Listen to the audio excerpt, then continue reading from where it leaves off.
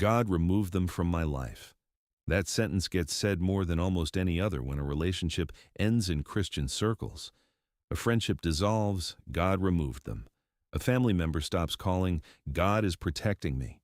Someone who used to sit next to them at church is suddenly gone. It was a season, and God closed it. And the certainty with which people say it is what makes it so hard to question. Because once God is the author of the decision becomes sacred. And sacred decisions do not get re-examined. Sometimes genuine redirection happens. Sometimes distance is necessary, healthy, even life-saving. That part is real and it matters. But there is a quieter, more common version, one where the person did not leave because heaven intervened. They left because something happened. A hard conversation that never took place. A boundary that felt like a wall. A slow withdrawal that nobody named. And instead of sitting in the discomfort of that, instead of asking what went wrong and whether repair was possible, the explanation that showed up was cleaner. It was divine will. And the case was closed. The appeal is not hard to understand. It transforms a messy, guilt-inducing situation into a clean spiritual narrative, ordained loss that does not require second-guessing, apologies, or mirrors. Hagar, the woman from the last video, was someone the powerful discarded and then forgot. This is the other side. This is what it looks like when the person doing the discarding is us. A man once described losing his closest friend over something small. Not a betrayal, not a crisis, a disagreement about how to handle a situation at church. Instead of talking it through, he pulled back, stopped texting, stopped showing up to the things they used to do together. And when someone asked what happened, he said, I think God is shifting things in my life. He believed it at the time. It sounded right. It felt like discernment. But 3 years later, sitting in a different city, in a different church, with the same hollow feeling, he realized something. God did not shift anything. He avoided a hard talk and dressed the avoidance in theology. And the friend he lost was not toxic, was not sent by the enemy, was not a hindrance to his calling. The friend was just someone who disagreed with him. And he could not handle that. Jesus said something in Matthew chapter 5 that rarely shows up in conversations about divine removal.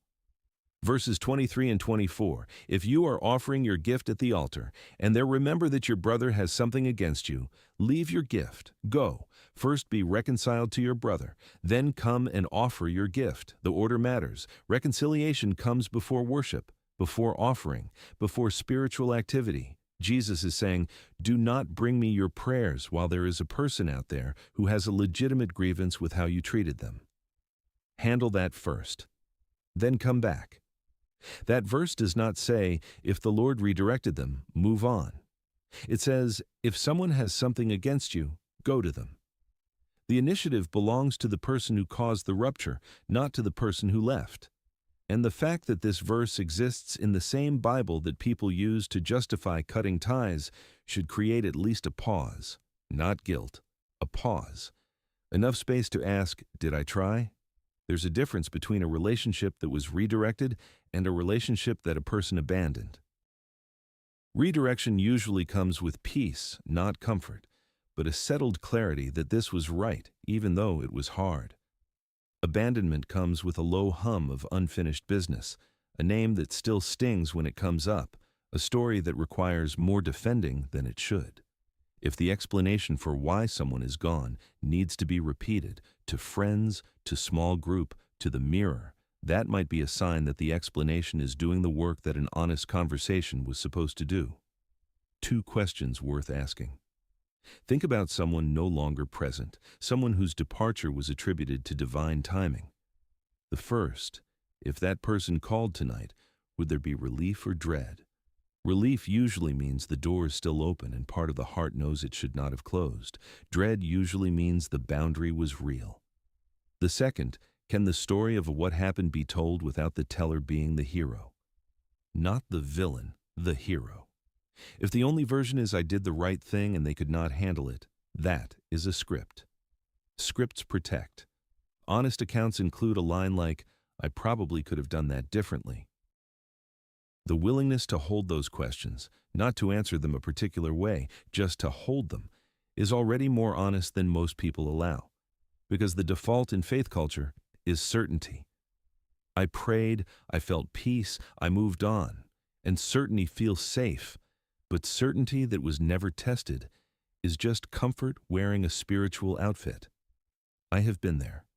There is a name, someone from years ago, that still carries weight, not because the relationship was dramatic, because it ended without a word spoken, and for a long time the explanation was spiritual, the Lord was pruning. But pruning does not leave the kind of residue that avoiding someone does. Pruning hurts and then heals. Avoidance just echoes. And the echo has a specific sound. It sounds like the thing that should have been said but was not. A text that was drafted and deleted. A moment at a gathering where eye contact was avoided. A mutual friend who stopped mentioning the name because both sides had made it clear they did not want to hear it. None of it was dramatic. All of it was avoidance. And the theology, divine pruning, necessary loss, spiritual growth through separation, covered the avoidance so completely that for years it was invisible. The story made sense, until it stopped making sense. And what was underneath was not peace. It was a question that had been buried: what if I was wrong? This is not about going back to every person who ever left. Some relationships ended for real reasons. Some distance is right, necessary, permanent. But this is about the ones where, deep down, not on the surface, not in the version told to friends, but deep down, there is a whisper: I could have handled that differently. I could have stayed in the room. I could have had the talk instead of the exit. Matthew 5 does not demand that every attempt leads to reconciliation. Sometimes the other person is not willing. Sometimes the damage is too deep.